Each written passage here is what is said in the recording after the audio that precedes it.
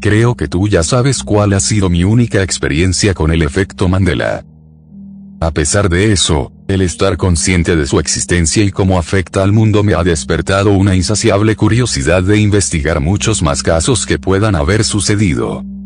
Sé que estarás pensando que esto es un trabajo imposible.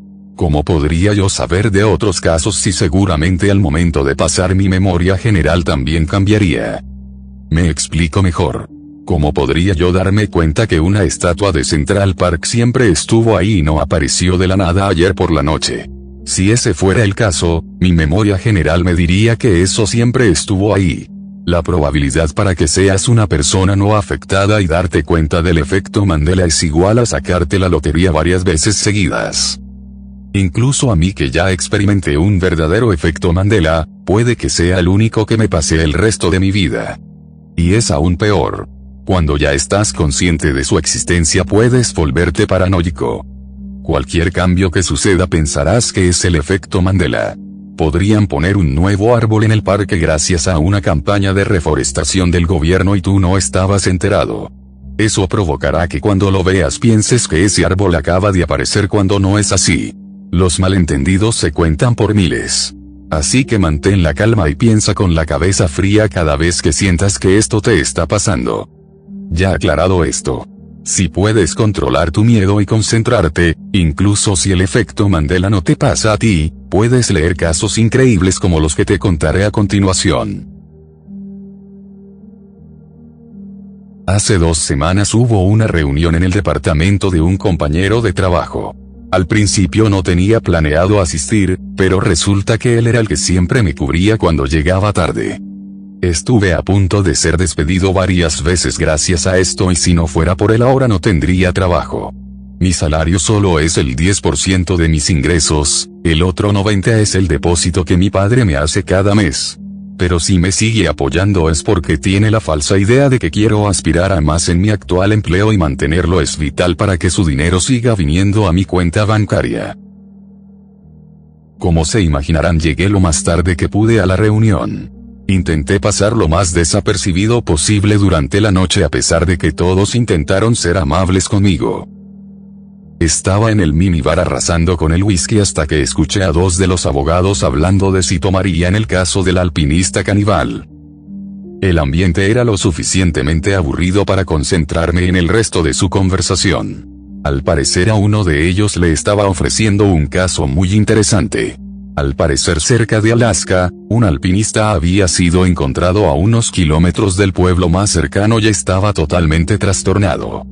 Lamentablemente yo no tenía ningún tipo de relación con esos sujetos así que no pude acercarme para intentar escuchar más. Más tarde, después de la reunión estaba preparando la cena en mi departamento escuchando las noticias para enterarme del resultado del juego de la tarde. Sin embargo lo único de lo que me enteré fue el contexto de la conversación de los sujetos de la reunión. Un experimentado alpinista había sido rescatado después de 2 semanas desaparecido en las montañas nevadas de Alaska. Lo horrible fue que ahora también sería enjuiciado aquí en Nueva York por asesinar y comerse a su amigo y acompañante de expedición. Por eso los tipos lo llamaron alpinista caníbal. Bastante impresionado presté más atención pero no dieron más detalles. Días después, uno de los abogados me dio el trabajo de buscar en los sistemas bancarios de Estados Unidos 15 nombres de personas. Una por una busqué y no encontré nada. Lo repetí 3 veces para asegurarme de que no era un error mío. Pero si estos nombres eran correctos, ninguno parecía haber hecho nunca en la vida una cuenta bancaria en este país. Al tal negativa.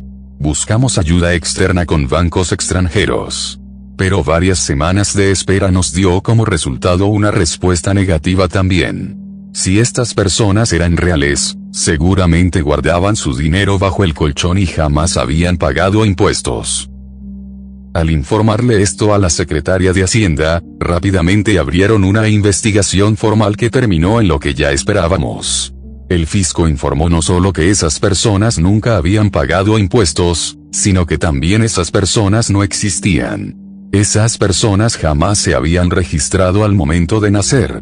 Por lo tanto, para el sistema fiscal no existían. Esto ya era lo suficientemente raro. Pero más raro fue cuando el abogado que inició todo esto y yo estábamos conversando. Recuerdo haberle preguntado qué demonios era toda esta situación. Su respuesta no fue la que esperaba. Al parecer sí había aceptado el caso del alpinista. Él había tenido varios encuentros con él antes de la primera audiencia. Su historia era increíble. 17 personas contando al alpinista habían salido desde un pueblo llamado Santa Elena en Alaska para llegar hasta el punto más alejado y romper el récord mundial que desde 1906 no había sido superado. Esto sería un paso enorme para la carrera de todos ellos. Además de ser un logro que sería recordado por muchos años. Todos y cada uno eran expertos y profesionales que habían estado meses preparándose para este momento único en sus vidas.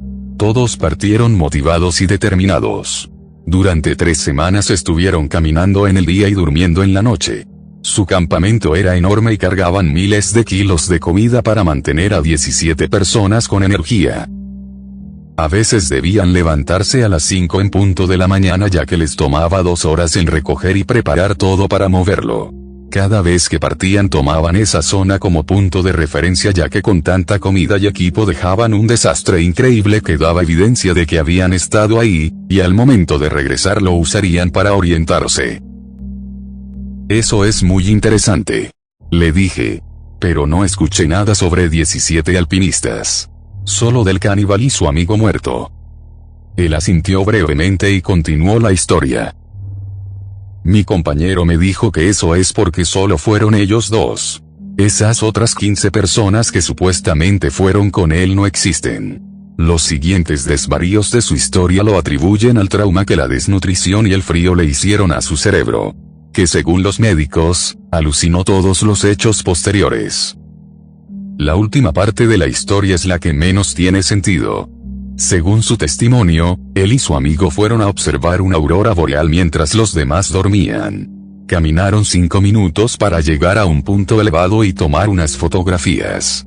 Su cliente, según me contó, comenzó a llorar y entrar en pánico mientras le decía cómo al bajar de regreso se encontraron con que todo su campamento ya no estaba. No había señales de nadie, y peor aún, no había rastros de que hubiera un campamento ahí. Ni pisadas, ni señales de caminata. Según parece desperdiciaron 3 días buscando a su campamento pensando que estaban perdidos. Pero cuando decidieron que tenían que volver, no encontraron el camino. Todos sus puntos de referencia no estaban más. La poca comida que tenían en sus mochilas individuales se agotó rápidamente y para poder sobrevivir, no tuvo más opción, se comenzó a comer a su amigo, que según dice, no lo asesinó, en realidad murió de frío días antes. El abogado no dio más detalles porque era un juicio en proceso y contar de más podría traerle problemas. Lo último que pregunté fue el por qué inventaría algo así. Porque está loco. Me respondió.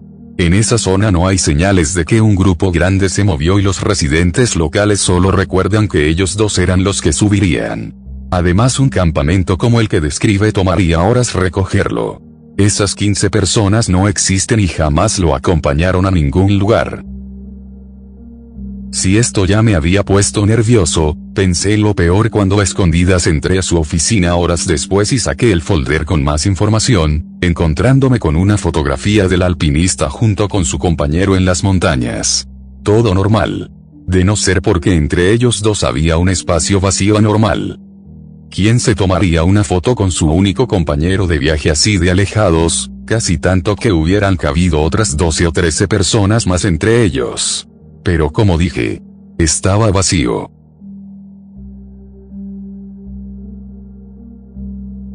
Realmente investigué por mi cuenta todo esto y efectivamente esas personas nunca habían existido y nadie recuerda un grupo de alpinismo. Quizás el hombre tiene un trauma tan severo que no solo se comió a su compañero para sobrevivir en la nieve, sino que también inventó una historia donde 15 de sus amigos profesionales desaparecieron sin dejar rastro junto a su campamento. Debe ser muy creativo para haber narrado detalles de miles de salidas a fiestas, reuniones, idas al bosque y anécdotas personales individuales con 15 personas que nunca existieron. Debe ser alguien muy trastornado. O quizás Solo quizás. Realmente ese hombre experimentó algo único en el universo cuando salió esa noche.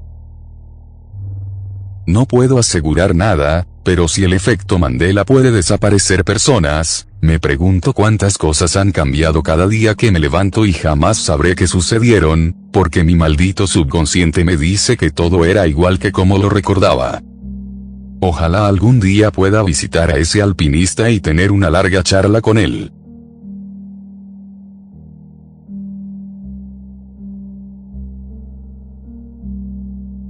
El mundo es un lugar extraño. Y más cuando a veces podemos ver esos pequeños detalles que nadie quiere aceptar que ahí están. Casos así hay muchos. Como el caso del martillo de Londres. ¿No sabes qué es el martillo de Londres? Es muy sencillo de explicar. En 1934 una pareja encontró una roca extraña cerca de Londres. Al llevarla a casa, su hijo la tiró accidentalmente y se partió a la mitad, dejando al descubierto algo extraño. Al parecer había un martillo dentro de la roca. Sí. Un viejo martillo de madera y metal estaba fosilizado dentro de la roca. Podría ser algo extraño y punto. Pero el diablo está en los detalles. Verás. Hace 8000 años antes de Cristo se data el primer uso de lo que conocemos como martillo. Cuando éramos unos cavernícolas salvajes amarrábamos piedras a palos de madera para golpear animales. Ese era el uso primitivo del martillo. El martillo hecho de madera y metal se fabricó en el 1200 a.C. en la China antigua. El martillo de Londres está hecho de metal.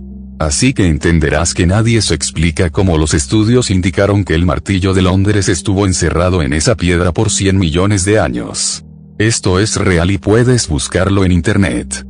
Ese viejo martillo que usamos para romper, clavar o abrir cosas estuvo en esta tierra 100 millones de años, cuando los humanos aún no existíamos, esa cosa ya estaba aquí en la tierra. Tal vez a los dinosaurios les gustaba la carpintería. Tal vez un extraterrestre probó suerte en la minería o un viajero del tiempo olvidó sus herramientas. Todo es posible, supongo. Pero, la explicación es más sencilla. En algún punto de la historia de la humanidad, en este universo o tal vez otro, alguien perdió su martillo y jamás lo volvió a encontrar por más que lo buscó. Pero no estaba perdido.